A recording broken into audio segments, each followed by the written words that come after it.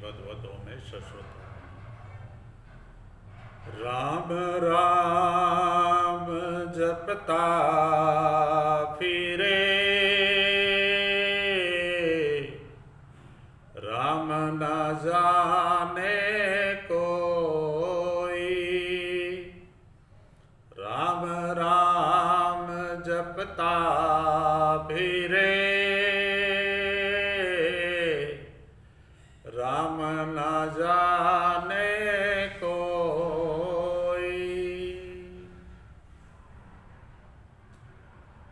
आज का ज्ञान इसी शब्द के ऊपर ज्ञान है। ये शास्त्रों का ज्ञान है। भाई राम राम तो सभी जपते फिरे, राम ना जाने कोई। अब राम जान, जिसने राम जान लिया वो दोबारा जन्म कभी नहीं होए। अब सबसे पहले तो मानव ने ये सीखना चाहिए कि हमने भगवान का नाम कैसे लेना चाहिए। ये जो संपूर्ण भगवान के नाम है, मोक्ष दायनी नाम है, ये संस्था में पहले भी आपको बताए गए हैं। शिव समाया हुआ, राम रमा हुआ, कृष्ण आकर्षण, सारी प्रकृति के अंदर आकर्षण, जिससे कि उसका जीवन प्रकृति आगे बढ़ती रहे। आदिशक्ति, माँ आदिशक्ति है, वो भी ही पावर है, प्रकृति की पावर है, राम का नाम है। तो ये सारे मान ले भगवान के नाम है। और जिन जिन लोगों ने, जिन जिन सत महात्माओं ने इनका जाप किया है, वो उन्होंने मोक्ष प्राप्ति होगी। अब मानव के जीवन में 3 कर्म होते हैं। इन 3 कर्मों में ये शास्त्र मत है। शास्त्रों में कहा गया है कि मानव के 3 कर्म होते हैं। पहला तमोगुणी यानी तामसी कर्म। तामसी कर्म का मतलब होता है भोग विलास, राक्षसी प्रवृत्ति। जो मर्जी करे, जितने बुरे काम, वो सारे तामसी कैटेगरी में आते हैं। दूसरा रजोगुण। तो ये रजोगुण क्या होता है कि रजोगुणों में क्या होता है कि कई बार मानव पिछले जन्म में अच्छा कर्म कर देता है और उस अच्छे कर्म के फल से वो राजशाही में जन्म ले लेता है।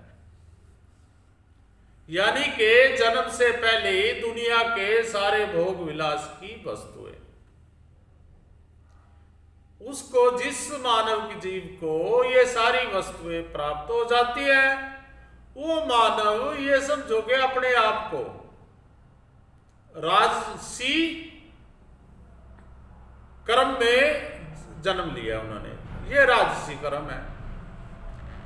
और तीसरा है सतोगुण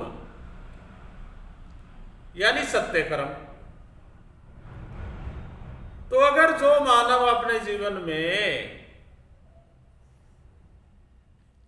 किसी भी गुण में जन्म लिया हो, तमोगुण में जन्म लिया हो, रजोगुण में जन्म लिया हो, अगर वो सतोगुण करेगा यानी सत्य कर्म करेगा तो उसको मोक्ष प्राप्ति हो सकती है। और जब हम शिवलिंग पे बेल पत्तर के पत्ते अर्पण करते हैं, वो बेल पत्तर के पत्तों पे 3 पत्तियां होती है। ये 3 पत्तियां भी इन तीनों कर्मों का प्रतीक माना गया है। तो वो बेल पत्तर शिवलिंग पे अर्पण करने का मतलब भी यही है भी हे भगवान, आप तो जन्मदाता भी हो और संहार करता भी तो आप ही हो। आप ही ने जन्म दिया और आप ही ने इस जीव की गति करनी है। ये तीनों कर्मों से ऊपर निकल के आप हमारे को मोक्ष प्राप्त करें। मतलब मानव अपने तीनों कर्म, जिस 3 कर्म में मानव ने जीवन जीना है, तो उन तीनों कर्मों को मान ले बेलपत्र के रूप में अर्पण कर देता है। ये जो सनातन है ये विज्ञान ज्ञान है, ज्ञान है ये आत्मा सो परमात्मा का, मानव के अंदर का ज्ञान है। पहले हमारे ऋषि महात्माओं ने इसके अंदर के ज्ञान से भी, अब तक तो साइंस वहां तक पहुंची भी नहीं है। अग्नि से पुत्र प्राप्त कर देना, अपने अंश से जितने चाहे इतने मानव प्रकट कर देना, और जहां चाहे ब्रह्मांड के जिस कोने में चाहे वहां तक आत्मा घूम के आ सकती है। तो अभी वो तो बहुत दूर है, ये तो सारा बार का भौतिक ज्ञान है। तो अब मानव को, जो हमारे सनातनी लोग हैं, जो हमारे हिंदू लोग हैं, ये जन्म के साथ ही एक कामना रख लेते हैं। पहली तो इनकी भक्ति होती है कि मतलब इच्छा भक्ति, मेरे को ये प्राप्त हो जाए। बच्चा होता है वो कहता है मेरे को बढ़िया नंबर मिल जाए, फिर वो कहता है मेरे को बढ़िया नौकरी मिल जाए, फिर कहता है भाई मेरे को बढ़िया पत्नी मिल जाए, बढ़िया पुत्र मिल जाए। ऐसी कामनाएं बढ़ती चलती जाती हैं। और जब आदमी कामना की भक्ति करता है, उस कामना की भक्ति के अंदर कुछ कामनाएं उसकी सिद्ध हो जाती है और कुछ अधूरी रह जाती हैं। जब मानव की अधूरी कामना रह जाती है तो उसका मन टूट जाता है। वो कहता है भगवान भगवान कुछ नहीं है भाई। आज मैं आपको शब्द और सीधे शब्दों में ये ज्ञान देना चाहता हूं कि ये सारा ब्रह्मांड कर्म भूमि है। विज्ञान भी जितना मतलब विकसित हो रहा है, ये भी सारा कर्म से विकसित हुआ है, और ये चल भी कर्म से रहा है। अगर किसी भी फील्ड में मान ले उसका कर्म करना बंद कर दे, वो के साथ ही बंद हो जाएगा। ऐसे हमारे जीवन के कर्म है। अगर विद्यार्थी पढ़ता है, 100% अगर मानव ने कर्म करे और उससे ऊपर का जो फल मिलता है वो भगवान का आशीर्वाद होता है। और भगवान भी उसी की मदद करता है जो 100% कर्म करने में क्षमता रखता है। ये नहीं है कर्म तो करे नहीं और मान ले मतलब इच्छा कर ली मेरे को तो ये भी मिल जाए, ऐसा नहीं है। दूसरा क्या है कि जैसे आदमी का जन्म होता है और अंत समय तक कुछ आदमी के कर्म हैं, जैसे कि खाना खाना, समाज में जीना, पैसा कमाना, परिवार बनाना, आगे बढ़ना। ऐसे ही ये भगवान का भजन भी एक कर्म है। जब आप रोटी जरूरी समझते हो तो फिर भगवान का भजन भी जरूरी है। उस भगवान के भक्त में स्वार्थ नहीं होना चाहिए, बिना स्वार्थ का भगवान का भजन करना चाहिए। मैं आपको दावे से लिख के दे सकता हूं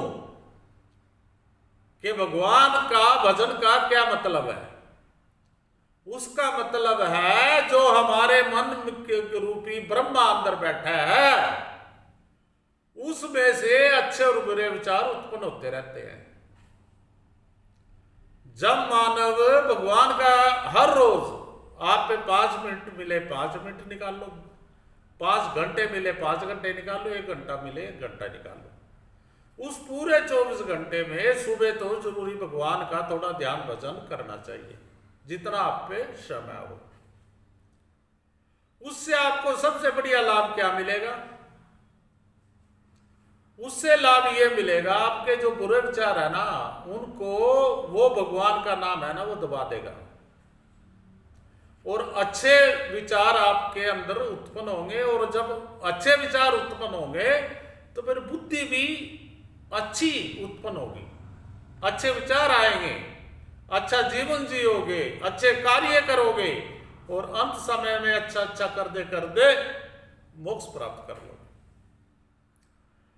तो सबसे पहले तो हर मानव ने अपने पे भी ये लागू करना चाहिए और अपने बच्चों को भी ये ज्ञान देना चाहिए। भाई भगवान की भक्ति जरूर करो, उसको कर्म समझ के करो ताकि तुमको शक्ति दे। और ये भी है जो भगवान की शरण में होता है ना, शरणागत होता है। अब आप भगवान का भजन कर रहे और आप पे कोई ऐसी विपदा आन पड़ी जिससे कि समाज की भाईचारा सब पैसा धन दौलत कुछ नहीं काम आता, फिर उस इष्ट देव आपके भगवान का ही नाम काम आता है। जब आप कोई शरणागत हो जाओगे फिर वो चमत्कार भी दिखा देता है। हजारों चमत्कार दिखाए हुए हैं। जैसे द्रौपदी इतना अपने पतियों के भरोसे रही, भाई मेरी साड़ी बड़ी सभा में मेरे नंगा नहीं किया जाएगा, इतना भगवान ने नहीं मदद करी। फिर उसने देखा भाई जितने यहां मतलब दरबार में बैठे हैं ये सारे मेरे पूजनीय हैं, ये मेरी रक्षा करेंगे, उन्होंने भी नहीं रक्षा की। और जब उसने देख लिया संसार की कोई भी वस्तु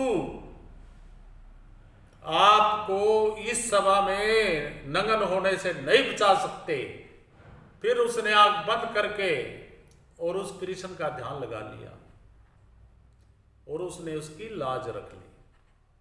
भगवान ये करता है जब भगत पे बिल्कुल विफता पड़ जाए और भगत से मैं खत्म हो जाए, भाई अब कोई नहीं है, फिर भगवान रक्षा करता है।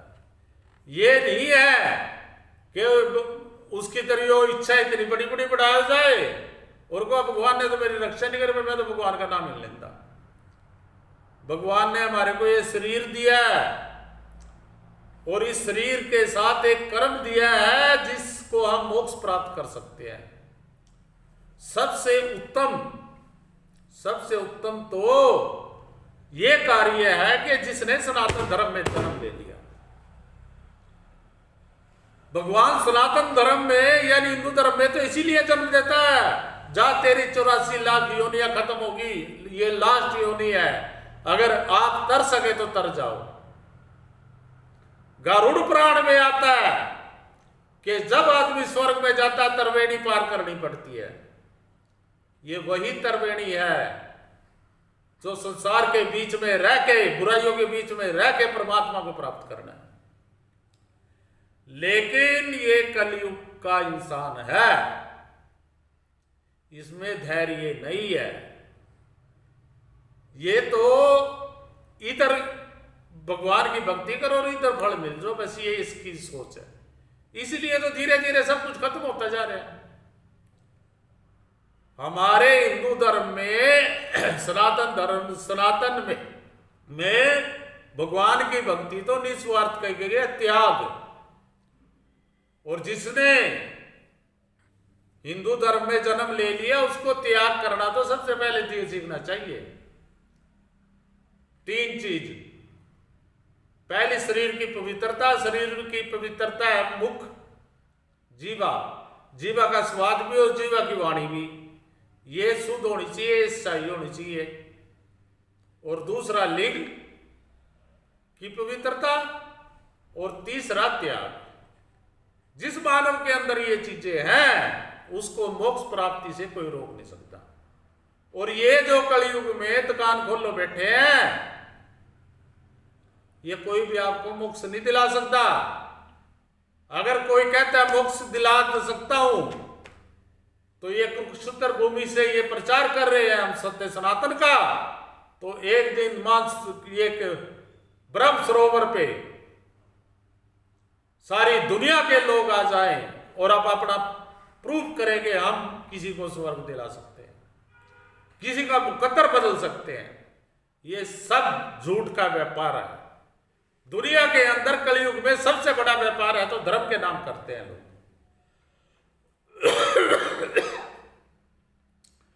अब अगर आप निस्वार्थ भक्ति करोगे तो फिर आपको मन नहीं भटकेगा, मन नहीं टूटेगा। अगर आपके अंदर स्वार्थ की भक्ति है, चाहे किसी चीज में विश्वास, अगर ये भी आ जाए भगवान मुझे दर्शन दे दे, मैंने दर्शन दे दे, भगवान इन जो प्रकृति की आंखें हैं इनसे कभी किसी को दर्शन नहीं दे सकता। अगर किसी को दर्शन देगा, ये तीसरा नेत्र है वो शिव जी का, ये खुलेगा, यहां आपको जब आप ध्यान में बैठेंगे यहां आपको दर्शन हो सकते हैं। आप 5 मिनट के जब भगवान का भजन करते हो तो मंदिर आपने बना रखा होगा, नहीं बना रखा हो तो बना लेना चाहिए। उसमें किसी की मूर्ति रखे ना रखे, इष्ट देव की जरूर रखे जिसमें आपकी श्रद्धा हो। अगर उसका मान ले कोई स्तुति करनी है, जितनी देर स्तुति करे मान ले उस मूर्ति की आंखों में आंखें डाल के स्तुति करे, 2 मिनट 4 मिनट 5 मिनट स्तुति होती है कि उसके जीवन का वर्णन। अगर उसका मंत्र जाप कर रहे हो तो भी उसकी आंखों में आंख डाल के करो। अगर आप ध्यान में बैठना चाहते हो तो भी उसकी आंखों में आंख डाल के ध्यान में बैठो, तो फिर आपको मंजिल मिलने में कोई रोक नहीं सकता। अगर इस मानव जीवन में कोई बहुत बड़ी कठिनाई आ गई, फिर आप उससे प्रार्थना लगा के देखना, निस्वार्थ होके सारे संसार को भूल के आपकी जरूर पूरी होगी। अब ऐसे ही जिन्होंने भगवान को प्राप्ति करने की भक्ति की है, इतना भगत के मन में ये रहेगा ना मेरे को भगवान मिल जाए, वो भी स्वार्थ है, इतना भी भगवान नहीं मिलेगा। सती के 108 अवतार हुए, आदिशक्ति के जो मां पार्वती है, सबसे पहला अवतार था उसका सती के रूप में और सबसे लास्ट में था पार्वती के रूप में। इसके पूरे बीच में 108 बार सती ने अपना देह, ये जो प्रकृति की देह है ये त्यागी और फिर प्राप्त की और फिर त्यागी। शिव सदा अजर और अमर एक है, वो तो बीज रूपी है।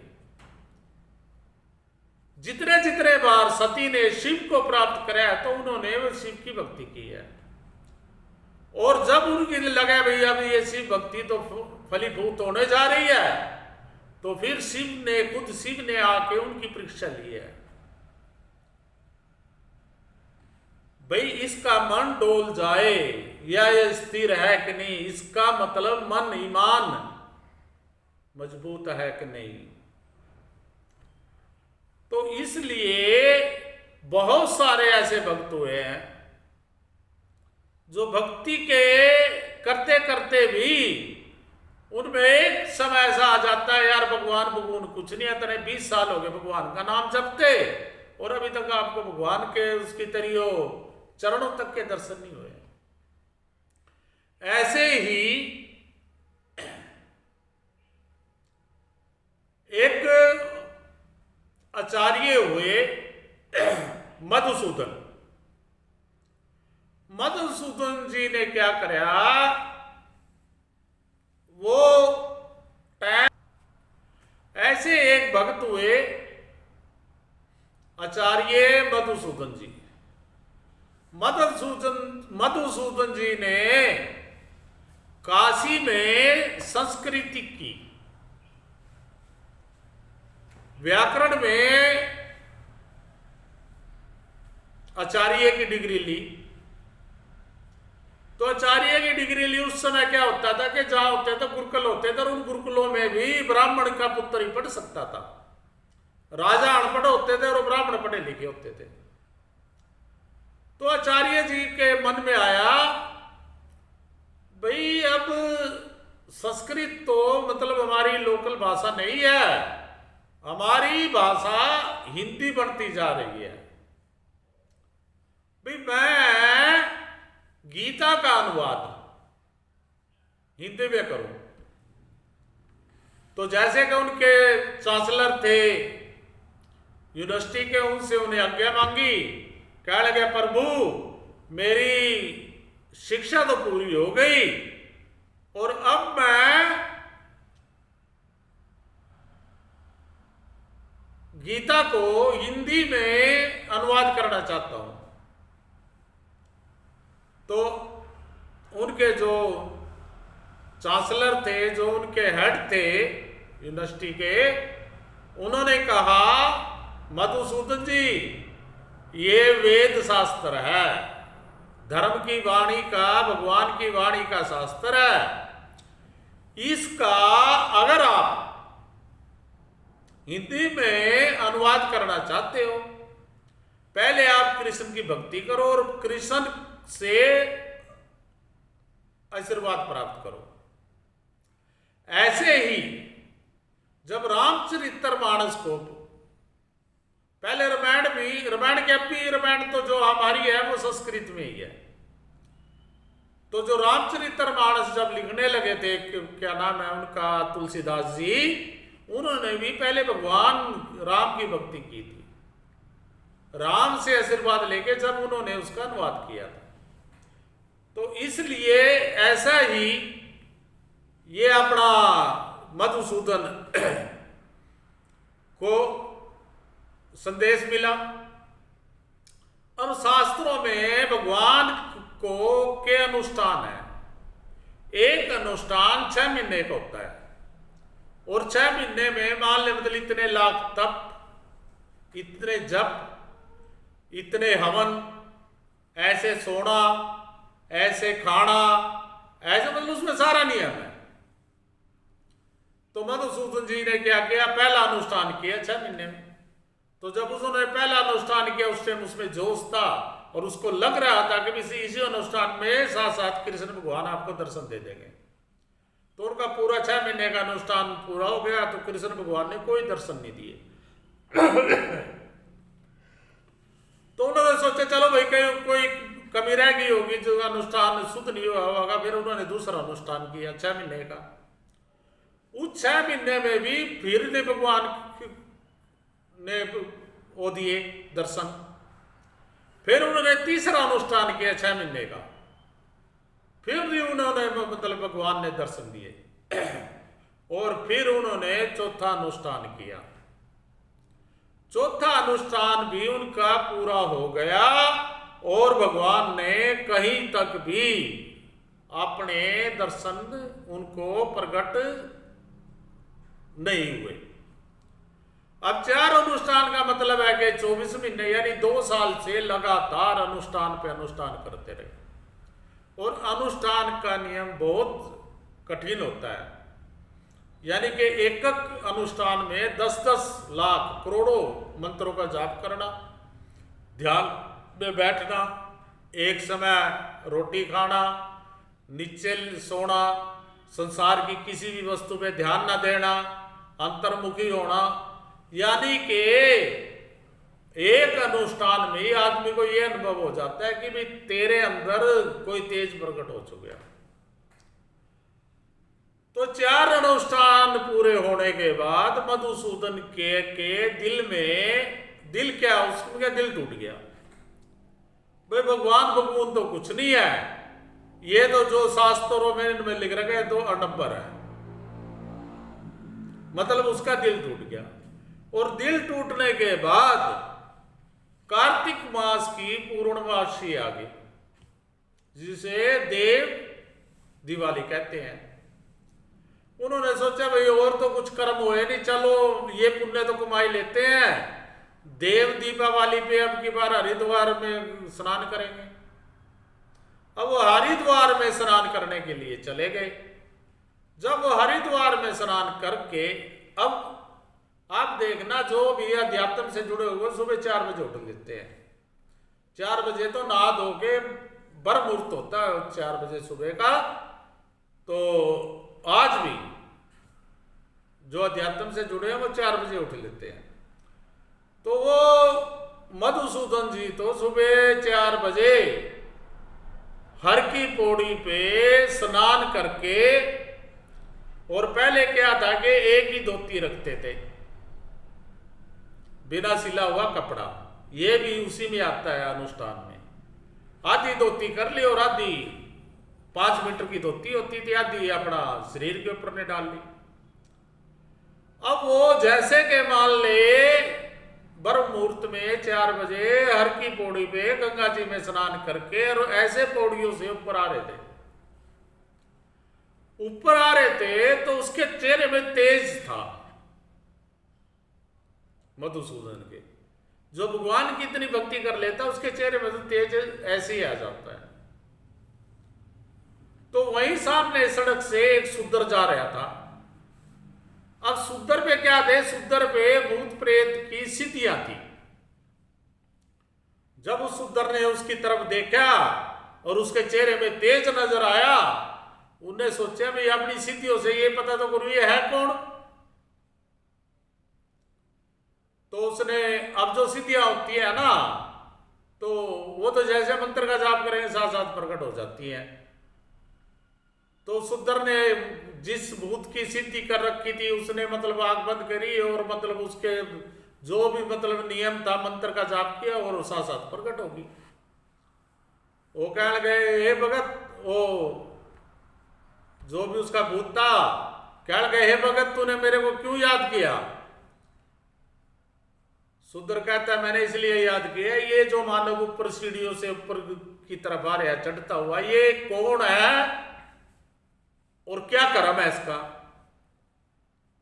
ये भूतों में इतनी शक्तियां होती हैं वो बता देते हैं। वो कहने लगा ये काशी का ब्राह्मण है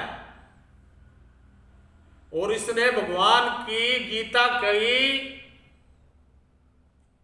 संस्कृत से हिंदी में अनुवाद करने के लिए भगवान को से अर्थ अनुवाद लेने के 4 अनुष्ठान कर बैठे है ये, और वो उसके सिद्ध नहीं हुए। अब इसका मन टूटा हुआ इसलिए ये गंगा में स्नान करने आ रहे हैं। अब भूत तो इतनी बात बता के सुद्दर को चला गया। और जब वो मधुसूदन जी बिल्कुल सुद्दर के नजदीक आए, सुद्दर कहता है पंडित जी 4 अनुष्ठान करके ही दिल टूट गया। अगर भगवान इतनी जल्दी मिलते तो सभी को भगवान नहीं मिल जाते। और ये बात सुन के मधुसूदन तो यानी कि सुद्दर की तरफ देखते रह गए, ये कितना बड़ा संत है जो मेरे बारे में सारा जानता है। और मधुसूदन ने उसके हाथ उस आगे हाथ जोड़ के बोला हे भगवान आप मेरा कल्याण करिए। सुद्दर बोलता है आज के दौर में तो लोग झूठ भी बोल देते हैं, अपना वर्ण भी छुपा लेते हैं। वो सत्य पे चलने वाले लोग थे, जिस वर्ण में जन्म हो गया तो उसी का पालन करते थे। तो कहते हैं सुद्दर भाई आप मेरे आगे हाथ ना जोड़ो, मेरे को पाप का अधिकारी ना बनाओ। आप ब्राह्मण हो, मैं सुद्दर हूं, तो आप मेरे आगे हाथ जोड़ोगे तो मेरे को पाप लगेगा। तो मधुसूदन जी कहते हैं कि लेकिन आपको ये मेरे से ये ज्ञान कहां से मिला। सुद्दर कहता है हे मधुसूदन जी, हे पंडित जी, मेरे पास एक भूत है, मैंने उससे पूछा भी और ये सारा वर्णन उन्होंने दिया। तो उसने दिया है तो मधुसूदन कह लगे भाई फिर आपने भूत से ये भी पता करो कि मेरे में प्रकट हो जाए। यानी कि भक्त का मन इतना भी टूट जाता है जो अमृत को लेने के चक्कर में भूत को, जो भगवान तो अमृत है, जो भगवान को प्राप्त करने के लिए तपस्या शुरू की थी उसको छोड़ के भूत की सिद्धि प्राप्त करने के लिए वो सुद्दर से कहने लगा हे सुद्दर आप मेरे को मान ले, इसकी सिद्धि का मतलब ज्ञान दो। तो सुद्दर ने अपना उसको ज्ञान दे दिया भाई ये आप जाप करो, आपका 2 दिन में भूत सिद्ध हो जाएगा, आपके सामने प्रकट हो जाएगा। अब वो क्या है कि वो जाके अपना हरिद्वार में रुके मधुसूदन जी, और उसने अपना वो भूत की सिद्धि के लिए मंत्रों का जाप किया। लेकिन वो भूत ने भी दर्शन नहीं दिए। दर्शन नहीं दिए तो फिर मधुसूदन जी तो सुद्दर से मिले, सुद्दर का पता उन्होंने ले लिया था। वो कहता है अरे भाई सुद्दर तेरा तो ये भूत भी मेरे को नहीं मिला, भगवान तो कहां मिले था। तो सुद्दर कहता है जी ऐसा नहीं है, ये तो वचनों में यानी के शब्दों में बंधे हुए हैं। क्या लगा आप रुको, मैं उससे भूत से मतलब बात करता हूं। तो उसने मतलब आंख बंद की और शूद्र ने अब अपना मंत्र बोले, उसका भूत प्रकट हो गया। अब भूत प्रकट होने का मतलब ये नहीं सारी दुनिया ने दिखे, सिर्फ उसी को दिखता है जिसको सिद्ध होता है। वो कहता है हे भूत भाई आपने ये क्या कि मतलब वो किया, नियम तोड़ दिया। भूत कहता है जी ऐसा है जी, इन्होंने पंडित जी ने इतना भगवान का नाम जाप किया है कि इनके मतलब अंदर इतना तेज प्रकट हो गया, जैसे मैं इनके सामने दर्शन देने की कोशिश करता था तो वो भगवान का जो तेज था वो मेरे को भस्म करता था। मेरे में इतनी शक्ति नहीं है कि मैं मतलब आचार्य जी के सामने आके दर्शन दे सकूं। सिर्फ इनको दर्शन लिया अभी तक हुए भगवान के, लेकिन इनके अंदर भगवान का तेज प्रकट हो चुका है। तो वही बात जो भूत ने कही थी, वही साथ के सामने मधुसूदन जी खड़े थे। मधुसूदन जी से कहा उन्होंने, तो फिर मधुसूदन जी कहता है आपने भूत से ये तो पता कर लो भाई मैं दोबारा मतलब अगर भगवान का अनुष्ठान करूं मेरे को प्राप्त हो सकता है भगवान। तो शूद्र ने अपने भूत से पूछा, भूत कहता है अब की बार अगर ये भगवान का भजन वो करेंगे निस्वार्थ भाव से, ये इच्छा छोड़ के भी मेरे को कब प्रकट होंगे। जो पिछले 4 माले मतलब इसके अनुष्ठान जो गए हैं, इसको हर दिन ये ध्यान रहता था भी आज मेरे को भगवान प्रकट होंगे, आज भगवान प्रकट होंगे। तो उस इच्छा के कारण से भगवान प्रकट नहीं हुए।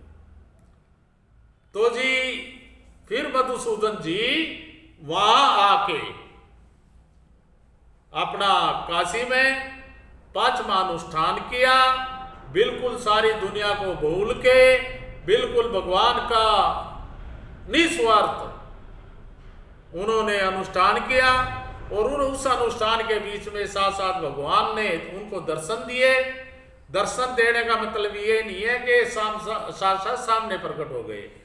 जब ध्यान में बैठता है आदमी तो यही दर्शन दे देता है और फिर उसके मन आत्मा की और उसकी देवता की बातें होती रहती हैं।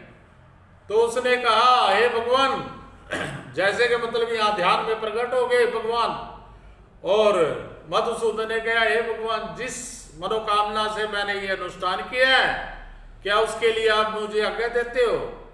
तो भगवान उनको तथास्तु कह के कहने गया आपको आज्ञा। और उसके बाद मधुसूदन ने सबसे पहले गीता को जो संस्कृत में से हिंदी में उसका अनुवाद किया, और सबसे ज्यादा पवित्र वही गीता मानी जाती है जो के बड़े बड़े ब्राह्मण वेद पाठी अब तो शायद बहुत कम मिलती हो। तो इसलिए कि भगवान की अगर कोई भी भक्ति करे तो उसमें इच्छा छोड़ के भक्ति करे, अपना कर्म समझ के करे। तो ये मानव जीवन दिया है तो ये भी कर्म मेरा है। जैसे कि मैंने घर की जरूरतों को पूरा करने के लिए पैसा कमाना है, बच्चों का पालन पोषण करना है और खाना जीने के लिए खाना खाना है। ओम